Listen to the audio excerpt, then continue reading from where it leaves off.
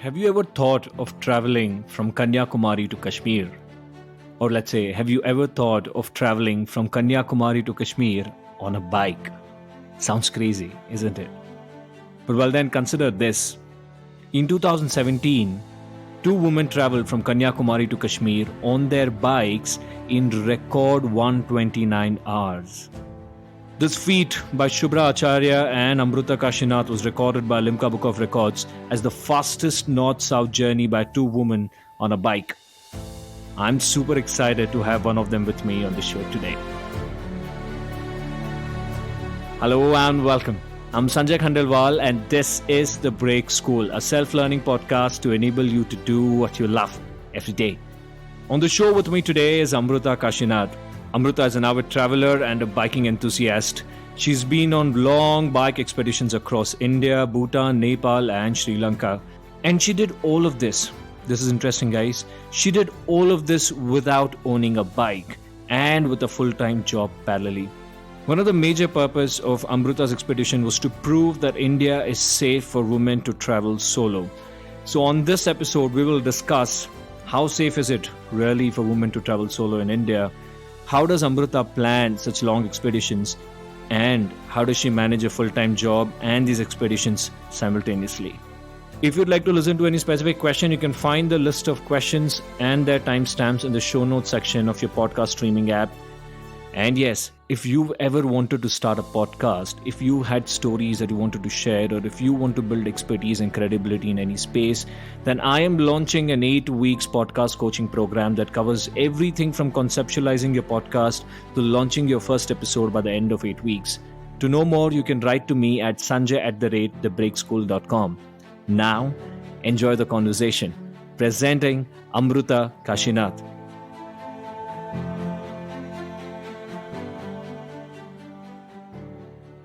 Hey Amrutha, welcome to the Break School. It's a pleasure to have you here today. How are you doing? Hi Sanjay, I'm doing good, thank you. How are you doing? I am doing great, but I'm quite curious to know how are you doing in Germany? You recently moved to Munich. Right. How is it different from Bangalore? It's of course different in terms of noise and traffic and dust and all of that. But yeah, otherwise home is home, so I'm still settling down here. Isn't it too quiet out there? Yes, it is too quiet. It's still not gotten to me, but yeah, right now I'm enjoying the silence and quietness. Yeah, I'm pretty sure you'll very soon start missing the yelluli belluli sound of the cart that Yes, we often hear in Bangalore. exactly. Yeah. Amrita, the point where I want to start our conversation here on your travels is, of course, the wonderful travel that you had in 2018, which is Kanyakumari to Kashmir. What I'm curious about here is you finished that whole journey in 5 days. How was it like when you reached that end? Was it tiring? Was it exhilarating? Was it triumphant? Was it, you were like just happy that it was over? What was the feeling like after 5 days of continuous travel of 4,000 plus kilometers? So Sanjay, this was in 2017 and Hmm. it was 5 nights and 6 days. So at the end of the sixth morning, we were just like, to reach Leh, since Leh was our final destination. And we were like, when the minute we saw Welcome to Leh board, the feeling was so fantastic, so out of the world. Felt like this is what we lived for, that we reached Leh, and it was extremely exhilarating. It was beyond words.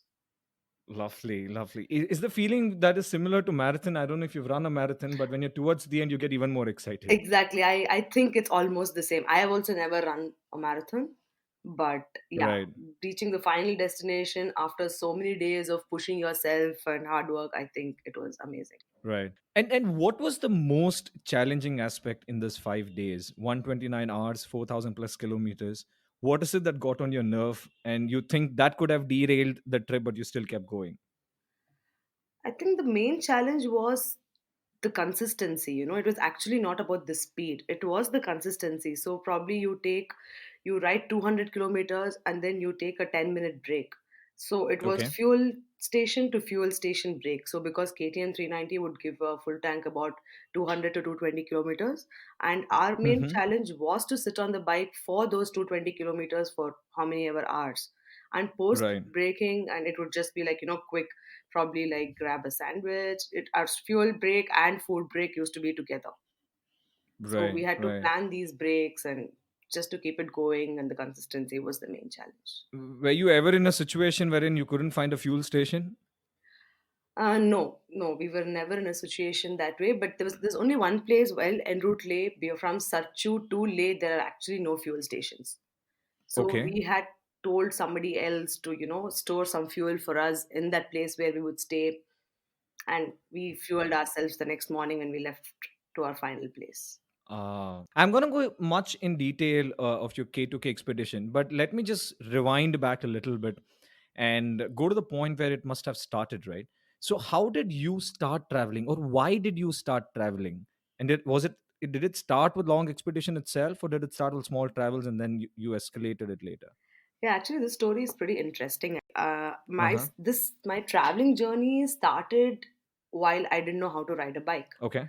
So I was the only pillion in a group of 11 when we started to ride from Bangalore to Gujarat and Rajasthan. That was your starting journey. Yeah, that was my starting journey as a Okay. pillion. As a pillion. And we were having coffee in one of our places near home, and me and Shubra. And Shubra was like, "Listen, we're doing this journey. Are you interested?" I said, "See, I'm really interested, but I don't know how to ride a bike." She's like, "No, Hmm. what? No worries. My husband Satvik can take you pillion if you're okay sitting as a pillion." I'm like, "Yeah, I have no issues. I don't mind. I will sit as a pillion from Bangalore to Gujarat, and let's do this." Fine, we Okay. started off this journey and we went till we reached Gujarat. I mean, we of course crossed Maharashtra and all of that, Uh huh. Bombay and everything, and we reached Gujarat. And Gujarat, we were around Kutch. I think it was also the Ran Utsav, Okay. and we were all doing great spins on the Kutch and all of that. So one fine night, what happened? Unfortunately, another rider met with an accident in Kutch. Okay. Okay. And since I had seen these guys riding, and I'd taken, and also had asked my friends how to, ride the bike, I had taken for shorter spins and all of that. And from Okay. Kutch, we couldn't send that particular rider's bike back anyhow through lorry or anything. We had to get it to Jaipur. So from Kutch, I somehow, braced myself, and I told them that I will ride the bike. It's okay. Okay. And I started riding the bike from Kutch to Udaipur and to Jaipur. So, I mean, I just picked it up and hit the highway. You're saying you drove the bike for the first time, and I mean, realistically, for the first time on a long journey, and that was from Kutch to Gujarat. Sorry, Yes, Kutch to from Jaipur. Jaipur, yeah. Yeah. Okay, okay, that's quite a ride. I think the longest that I have driven is from my house to Christ College in Bangalore once, and that too I had to Correct. beg my dad to give me his bike, and never after that have I had a bike. I've been riding an Activa or Auto. Yeah, I mean, I don't know. I think we were also like 10 of us, and the other rider. I mean, all of us were really helpless because we couldn't ship the bike. So, Correct, but although the accident was a bad idea, but the fact that bike couldn't be sent at least made you ride it. yeah, exactly. Yeah, yeah, yeah. So that's how my riding journey started. But after that, how frequently did you start having these bike expeditions? So post Gujarat and Rajasthan, we started exploring a lot of places around Bangalore, and also it could be Tamil Nadu or other places in Kerala, or all of that. So we Okay. started doing short expeditions or short journeys on weekend journeys for all these places. So I think Okay. about in 2016 to 17, in that 1 year, I think about all weekends we have traveled to around 45 places in the country. Okay. But tell me one thing. Let's say you wanted to go to Munnar or Kodaikanal or somewhere in Tamil Nadu. You could have just taken a bus, gone there, had some good rest, and come back. What's so special about riding to a place on a bike? Isn't it tiring? No, I mean, now if I tell you that I will definitely sound cliche when I say, oh, the hair on the face, the wind in the hair was all very nice and all that. But beyond that, I think personally to me, it opened my mind to a lot of different things. My Hmm. perspectives changed about a place, it changed about people, food, culture, everything. And it also gave me, on the bike, I got time to think or reflect or introspect on the way I looked at things or the way what was happening in my life. So it was Hmm. a very personal space for me on the bike, on the road, for me to introspect on a lot of things. So I kind Okay. of like that. Okay. I think I find that a little scary that you're riding a bike and reflecting parallelly. Yeah, yeah. I mean, of course, you have to concentrate, but then again, you can think about a lot of things. Yeah, yeah, yeah. And and tell me what kind of planning do you look at? So let's say your let's go back to your K2K journey, right? What kind of planning goes into making this kind of expedition? It looks like it. I'm pretty sure it's not just you wake up one day, take your bikes, and go on a 5 days long journey.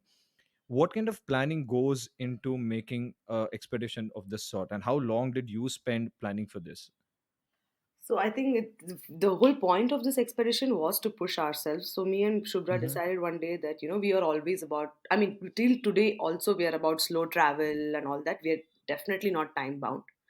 But we were like, Okay. in case we had to push ourselves against time, we should probably try and do this. So we were like, okay, let's do this, but it's not going to be easy. So I think we took about 6 months to plan. Mm-hmm. From it could be from hunting our sponsors to putting our idea out and to Mm-hmm. contacting the right people. Fourth, uh, some endurance and fitness training because you'll have to be on the bike for more than 10 hours a day, Mm-hmm.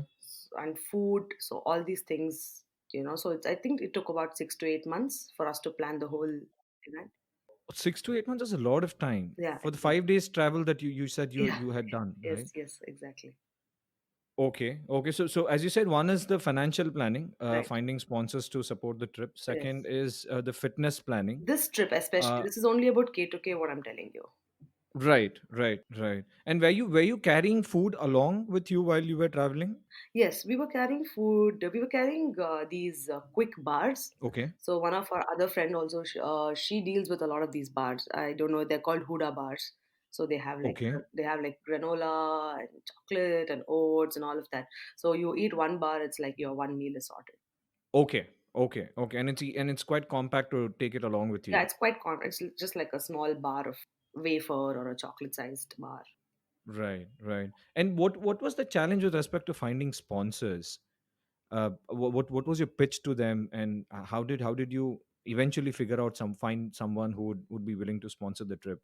Right. So the main point of sponsorship was that our idea was, we are going to travel to tell everyone out there that India is safe for a woman to travel alone or without any male partner as a companion or as a friend or a husband, anybody. It should be safe. So Right. we wanted to do this expedition to empower more women. Like if we do this, and they'll also be encouraged to take up some expedition like this. So this was our point that we had to pitch to our sponsors. And Right. then there came in Surya Shastri, who runs India's organic company called Pure and Sure. Okay.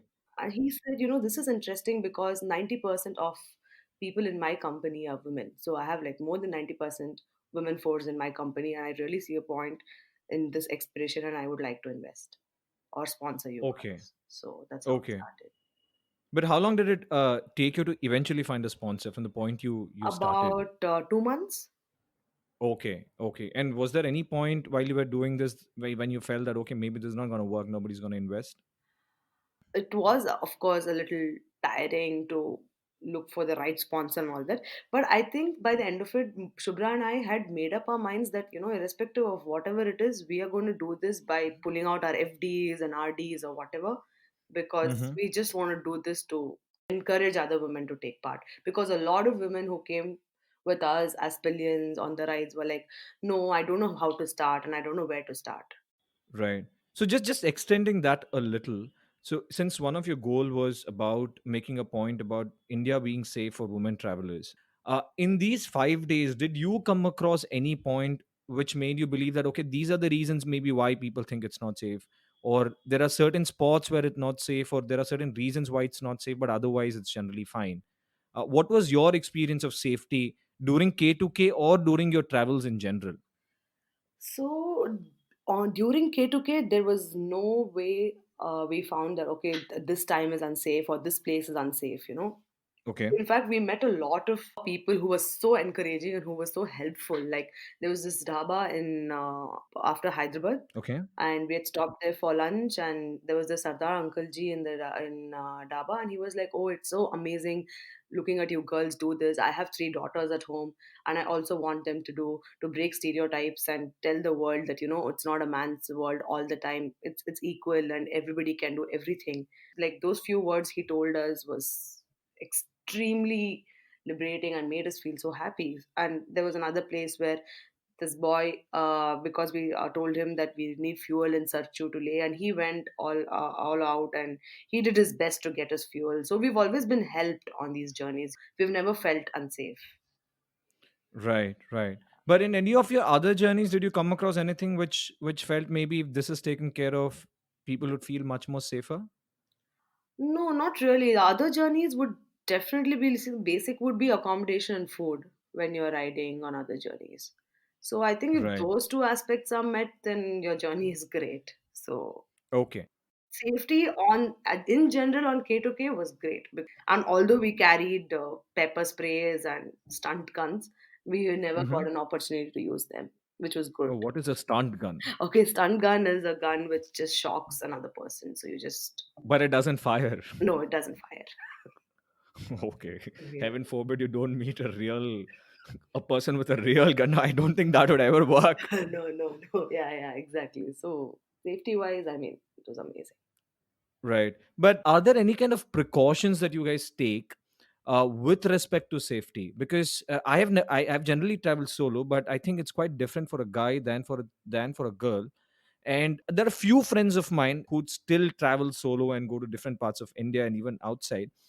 But most people are quite afraid, and I see in my families that they generally want to be accompanied by a male counterpart, right? Right, But if exactly. let's say somebody wants to travel solo, right? What kind of precautions or what kind of things they could look into to make sure that it's fine and it's safe? Number one, if you're riding solo on your bike, the first basic precaution could be to get all the facts about your bike's right. Like if there's enough fuel in the bike, if all the parts are being serviced, and if the bike is in great condition to ride, your tires are good. And the second one should be that do not ride beyond 10 or 11 p.m. in the night. Like you might Okay. just invite trouble, or this is just a precaution to be safe. Probably finish your Right. riding by around 8 p.m. or 9 p.m., and then find a Mm-hmm. place to halt for the day instead of like pushing it to 10 p.m. or 11 p.m. I mean, if you in case you have a puncture and there's nothing open during those hours, it Mm-hmm. could just be a problem. So instead, park your bike, wake up the next morning to start your journey. Right, right, right. Did you ever have any issues finding accommodations during your K2K journey? Because, like you said when we were talking earlier, that all of that was impromptu. You found your accommodations while on the go. Right, right. Yeah, exactly. It was not a trouble at all. We used a few apps like Oyo and other GoIBibo and stuff like that to book our Mm-hmm. rooms, and we just did it on the way because we wouldn't know. Like the first day we covered Kanyakumari to Hyderabad, Okay. and we weren't sure if we were reaching Hyderabad. So we just decided about after Kurnool, which is about 150 kilometers before Hyderabad. That you'd stay in Hyderabad. Yeah, we decided in Kurnool that okay, you know what, we can push it. Let's just go to Hyderabad tonight. So in Kurnool, where we took a break for fuel and food, that is when we looked up a place in Hyderabad and booked that place and stayed there for that night. Right. And did something go wrong in this 5 days? I'm quite being a cynical person. I'm curious about what went wrong. No, it did. It did. Shubra's tire was punctured the first day from when we were coming from Kanyakumari, and this was in our hometown, Bangalore. So Okay. we were crossing Bangalore to go to Hyderabad, and we had a first puncture there.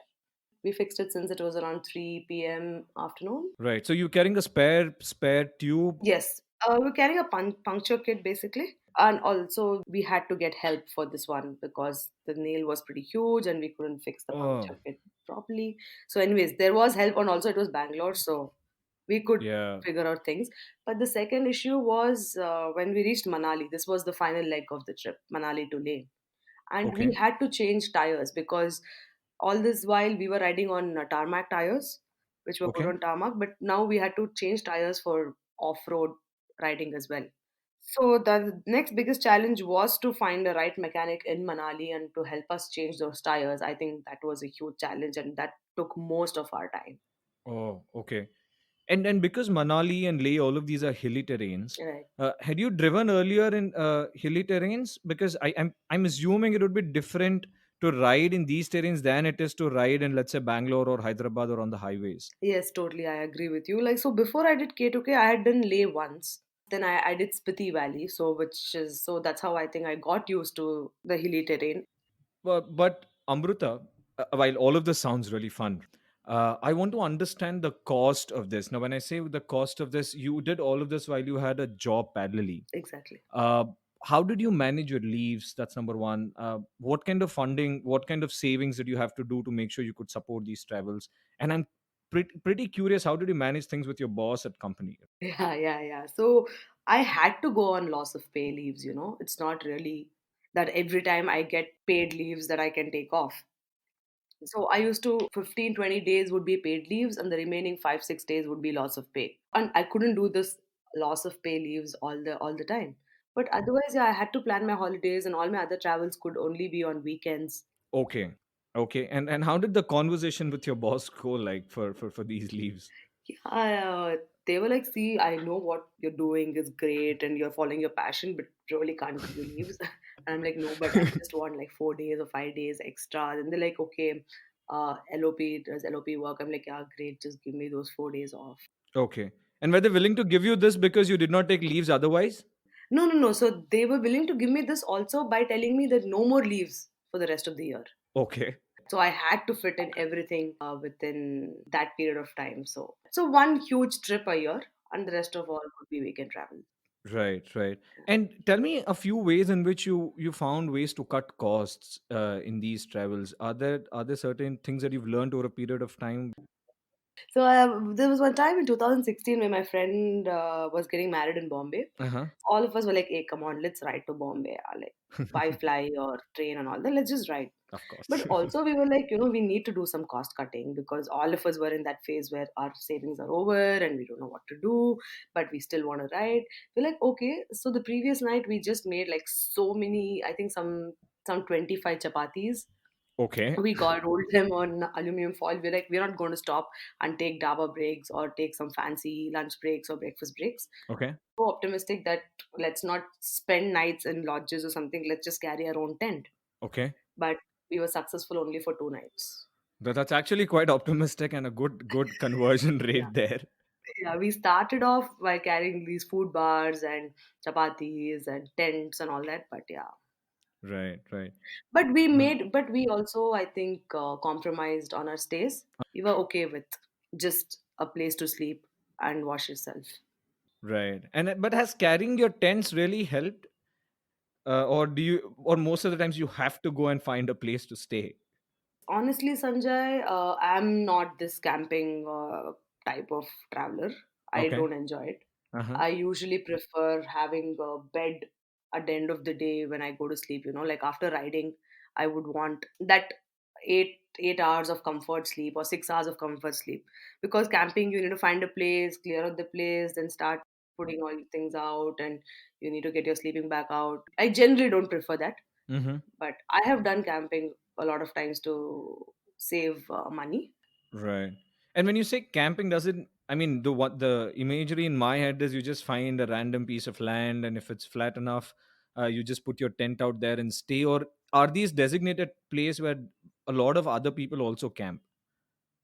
So currently in India, there are no designated places where you can tent. But Okay. also, my friends are coming up with an app called Grit. It's called Great Indian Trails, Okay. where they are.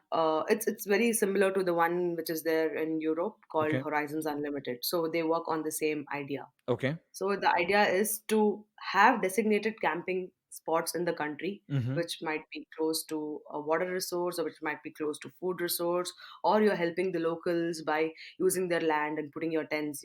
So there are those places that have coming up now, but not yet. Okay. And I mean, how do you be sure that there are no snakes or there are no it's just That leap of yeah, faith that or yeah, leap of faith. I think so completely. that's too much of faith. Yeah, yeah. Right. So apart from packing your food, one, and then finding, let's say, camping instead of staying in fancy hotels, or even, let's say, or just reducing, downsizing the kind of hotel that you might live in, is there anything else that helps you cut cost, or are generally cost leakages, money leakages that can be plugged once you travel consistently and you figure out?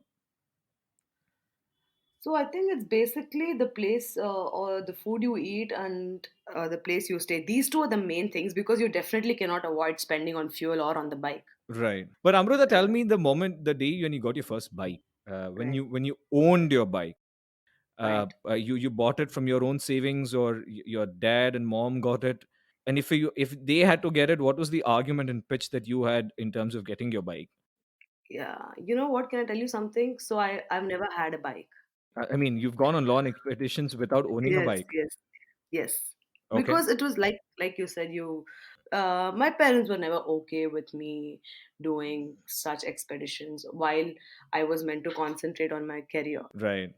Uh, there's always that stigma at home. Like they were definitely supportive of what I was doing, Correct. but it had not reached a point where I could be like, "Hey, Dad, I am going to pick up this bike today." Okay. They would obviously be like, "No, why could probably invest it here or put an FD there or RD there or do this or do that." But it was definitely not about buying a new bike. Okay. So after a point, I didn't want to have this conversation at home because they were still okay with me going on rides or bike. I was like, okay, let it be this way for now. Uh-huh. Probably 2 years later, I can pick up a bike. Okay. But by then, of course, things changed and I got married and I'm here and here I picked up a bike. So Okay. yeah. But how did you manage a bike then? You have so many rental platforms, yeah, where you can rent bikes. And I had my cousin who was kind enough to give his bike to me all the time. Okay. And what kind of rental platforms have you used to take your bike? I have used mainly Wicked Ride. So those Wicked Ride was my main thing for my long ride expeditions. The short ones would be either my friend or my cousin. Right. And just thinking of it, do you think, let's say, if a person wants to go on these expeditions, Right. economically it would work out well to rent a bike and do so rather than just owning a bike, because you might not be using these bikes for everyday commute? I still think renting is a good option. Okay. Because otherwise generally you have your cabs to commute or other you have your other bikes to commute and you would not be riding this particular bike every day. So Mm-hmm. that makes sense for you if you probably go to places like if you're traveling to Leh or Spiti, then Chandigarh can be your base, or if Okay. you're doing Uttarakhand, then Rishikesh or Delhi can be your base, and you have these base places, right, Okay. where you can hire bikes and finish your expeditions. I feel that is more economical. Right. Right. But being the cynical person I am, I'm just curious. How often things go as planned on all these expeditions? So I think 80% it goes as planned, and the 20% would be like, it would be just about covering the last 50 kilometers or last 30 kilometers after riding for about 300 kilometers or 400 kilometers or 500 kilometers. And those last 30 kilometers would be like a challenge somehow. It might sound ridiculous, but we'll be like, oh shit, just 30 kilometers. Why don't we just stay here tonight? Ah. And do things go wrong, particularly in the last 50-30 kilometers? Wrong in the sense people just tend to get lazy. We are just Okay. like, it's just about 30 kilometers. Why don't we just stay here? Or it's just so much tougher to push yourself for those last 30 kilometers, is what I feel. Right, right. And because you've been on these expeditions quite a lot, what I'm curious about is, are there any specific kinds of skills that a person needs to make these expeditions? Of course, riding a bike, if at all you're riding a bike, is one. But is there something like being street smart really helps, or anything else that really helps you get past these journeys quite smoothly? Definitely, I think this is a great question because it's not just that you need to have a bike on a good road and you start riding. Hmm. You like in terms of being street smart, like you said, is to look up at all the boards on the highway or on any roads which says, take this junction next or so many kilometers is that, or there might be a small exit on the highway for you to go to your place. Hmm. There have been times where I've missed seeing the board and I've just gunned ahead and lost a lot of time because I had to come back to catch up with my other group mates. Right, right, right. And yeah, this is again an interesting aspect. Uh, How is traveling in a group different from, let's say, traveling solo or traveling with 1 or 2%? What are the pros and cons if you look at it that way? Right. I don't think there are too many cons, like Mm-hmm. from my perspective. Pros are definitely that you get to meet a lot of new people and you get to exchange ideas about maybe bikes or bike parts or something new about your accessories or might be about your riding gear. Mm-hmm. And these exchange of conversations in the community is interesting. Mm-hmm. And cons would be, one would be, I think, yeah, this whole somebody would have missed some boat, then we'll have to wait, that the group have to wait, nobody can split, and we'll all have to go together to this place because Right. splitting would be a problem. Then somebody has to lead the group, somebody has to sweep the group. Oh, that's a lot of planning and coordination. Yes, yes, coordination has to be there because one has to lead, one has to sweep, and all of that. Yeah. Right, right. And what kind of bikers group, or let's say bikers community, when you started off, have you been part of any kind of travelers or bikers or expeditioners community that really helped you sort of get more into this, doing this often? Not really. I didn't start off with any biking group as such because it was just a group of friends, riding Hmm. because they all loved riding. So, and Okay. that's how traveling circles also started. And eventually became a part of MTM, which is called Motorcycle Travelers Meet, Okay. which happens in India. They are just curated trips, which where a lot of experienced riders come and talk about international travel, cross-border travel, cross-country travels, inner-country travels. So you just get a lot of those ideas by listening to these guys. Okay. So I was a part. I wouldn't say I'm part of MTM, but we used to go to a lot of these talk sessions which MTM has organizing, and it's the same MTM which has come up with Grit right now. Okay. And are there any other communities? Let's say there are people now who might want to explore long distance two wheeler traveling, right?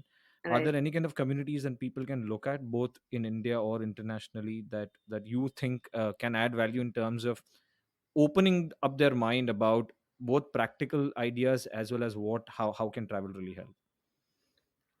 Honestly, I find MTM the most sane biking community present. Like you said, they're both practical, economical, everything. But I'm sure there are, I mean, also I might be biased, and I'm not a part of any other biking groups. I'm sure there are so many other biking groups like Bikerni, which is an all women biking group.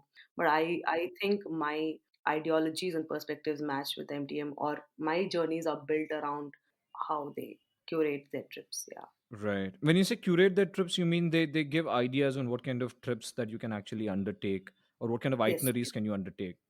Yes, exactly. Right. And Exactly. are there any kind of regular meetups like once in a month or once in 3 months, something No, like that? not really. MTM used to happen. We used to have these overland riders coming in and giving us some talks, but Okay. of late that's not happened. But I think this month, March 24th, there is a small conversation exchange or a talk show which is happening in Bangalore. Okay. It's about the grit. So basically, grit is not mainstream riding. Mm-hmm. Like you don't ride on the highways of the country. You basically take these smaller trails and routes to Okay. reach your place. Right. And how Yeah. has these travels impacted your work? Has it complemented your work? Has it brought in more positivity to your work, or did you not want to work anymore after traveling for 30 days and you didn't want to go back? How did it influence the way you went back to work? No, it definitely got more positive because I had to earn more money to fund my travels. So I had to put that extra effort by Right. being positive. But the only thing I couldn't do was to travel to Whitefield, you know. But after a point, I was like, no, I can. I don't mind quitting this job. I don't mind taking a break from my travels for a bit because I just couldn't travel to Whitefield every day. Correct. For listeners who do not know Whitefield is this different planet in Bangalore, and the around almost 50% of Bangaloreans make a pilgrimage to Whitefield every day, early in the Yes, morning and get back in the night. And one side of the pilgrimage is 2 hours. yes. While crossing the Great Silkport Junction. So Sailboat Junction. That's a great shrine in itself. yes, exactly. Wonderful, wonderful, Amrita. Thank you so much. I think that was a fun conversation. Same Uh, here, Sanjay. I enjoyed it. as I said, I've been planning to travel to Spiti, that one Yes. place that has been like elusive for almost a decade now. But Yeah, yeah. I hope you travel to that place soon. It's magical, definitely. yeah, yeah, and before a lot of people have figured out the magic. Yes, yes, yes. You should go there before the entire world gets there and probably like starts a yoga class or something like that. I don't Yeah. know. Oh, what's up Yeah, with yoga and gymnastics in all these places? That's what happened yeah, to Gokarna as well. exactly.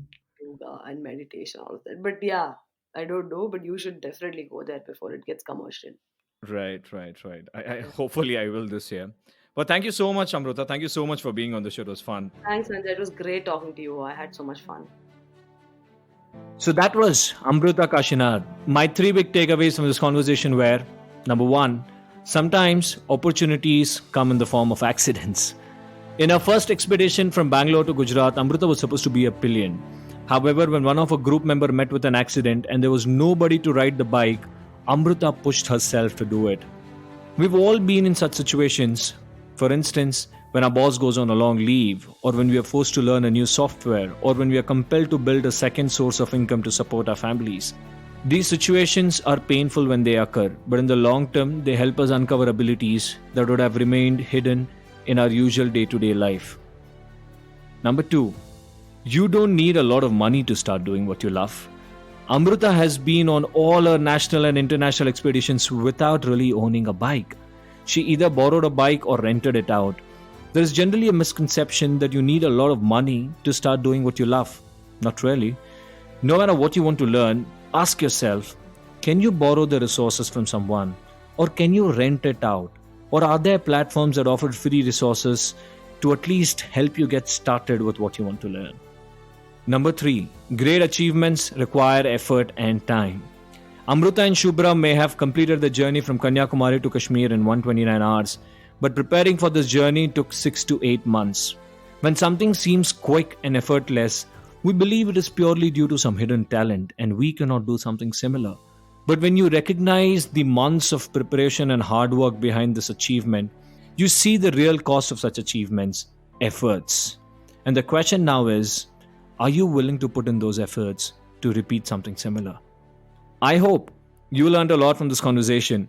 If you know someone who would benefit from this conversation, please do share this episode with them. And yes, once again, if you've been wanting to start your podcast, then I'm launching an 8 weeks podcast coaching program that starts from conceptualizing your podcast to the point of launching your first episode by the end of 8 weeks.